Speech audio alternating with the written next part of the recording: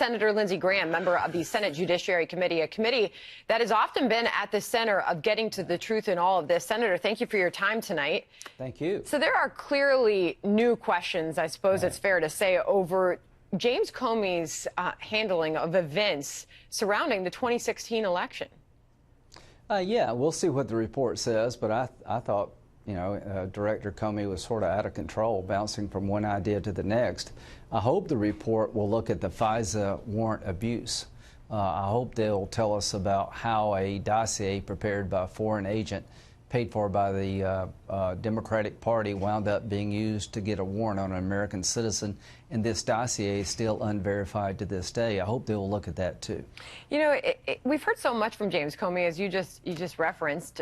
He was on his book tour. He was across all the networks and various publications. It was hard to miss him. He was really out there. We haven't seen much of him, and now to learn that he is the focus of this IG investigation, what should that tell us?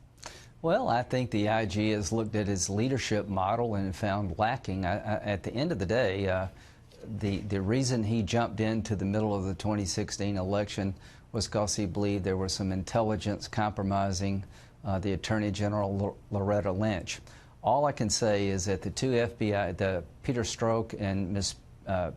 Page, they were in charge of the Clinton email investigation. If you trust these two, then you're crazy. Look at the email chain between them. I think the Department of Justice was in the tank for Clinton. The FBI did not do a very good job of looking at the Clinton email investigation. It was a sham investigation.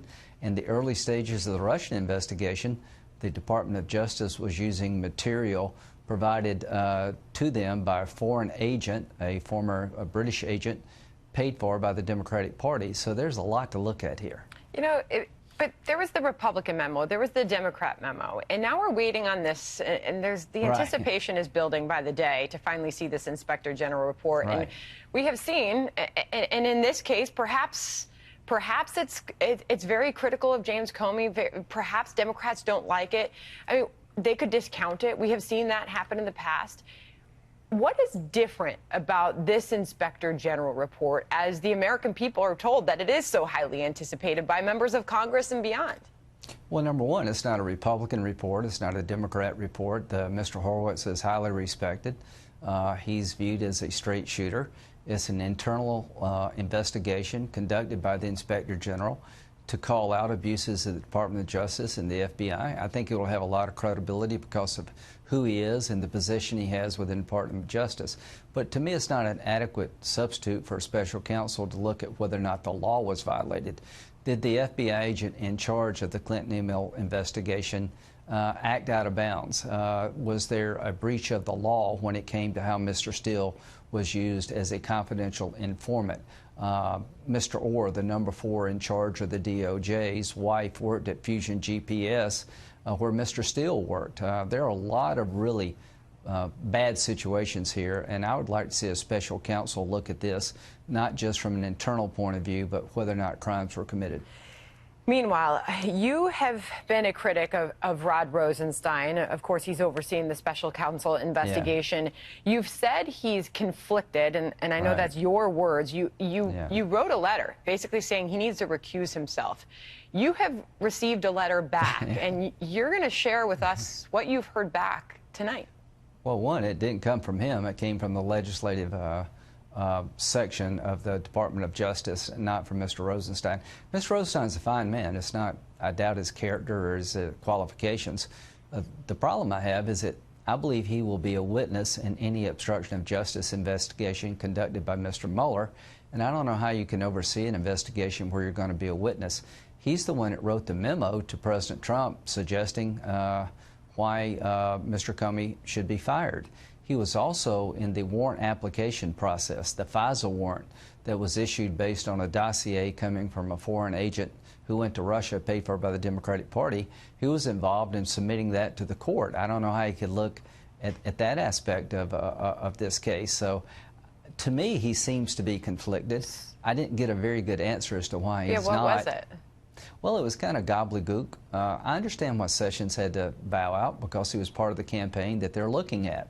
I just don't know how Mr. Rosenstein is not part of the witness chain. And if you're a witness, you can't oversee the investigation that you're a witness in. So maybe I'm wrong, but the letter did not answer my question. I'm not going to give up on this. I've tried to make sure that Mueller can do his job without interference, but it really does bother me that Mr. Rosenstein has not appointed a special counsel to look at DOJ and FBI abuses. And the question is, can he legitimately oversee the Mueller investigation given the role he played? Are you going to continue on with that?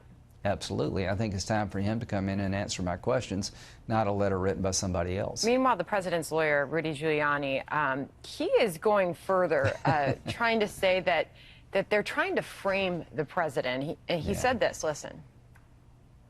A group of 13 highly partisan Democrats that make up the Mueller team, excluding him, are trying very, very hard to frame him, to get him in trouble when he hasn't done anything wrong.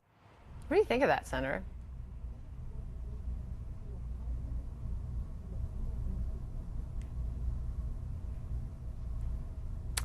It appears that we have lost the senator there, and that happens sometimes with live TV. We'll try to get him back if we can.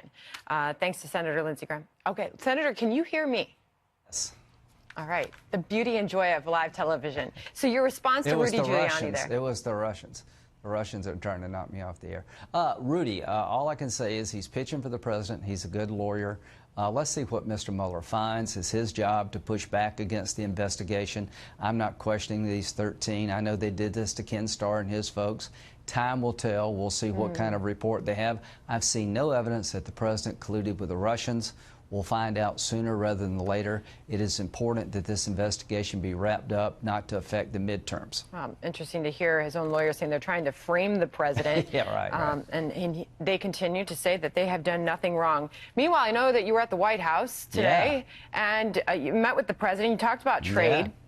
While that was happening, Senator, I have to tell you that there are new reports of American diplomats, while you're in that meeting, these reports coming out, new diplomats falling ill in China after hearing odd noises, they're reporting.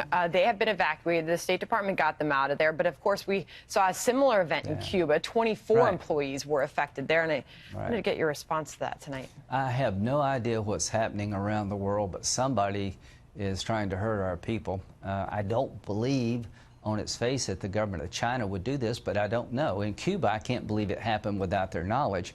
But Secretary Pompeo is really concerned about this. So am I. I'm in charge of oversight of the State Department, and our diplomats are, they serve our country in very dangerous places like our military. So we'll find out what happened, and we'll ask China some hard questions. But this meeting with the president, here's my takeaway. The president has a plan to get us better trade deals throughout the world, including our own backyard. He has a plan to get a better deal with Canada and Mexico. And I'm not going to do anything to undercut the president's ability to negotiate better trade deals. So this effort of having congressional review of tariffs, I don't think now's the time to do that. The president is pushing back against China. Somebody should have done it a long time ago. There was a plan in place that impressed me. Interesting. It sounds like you continue.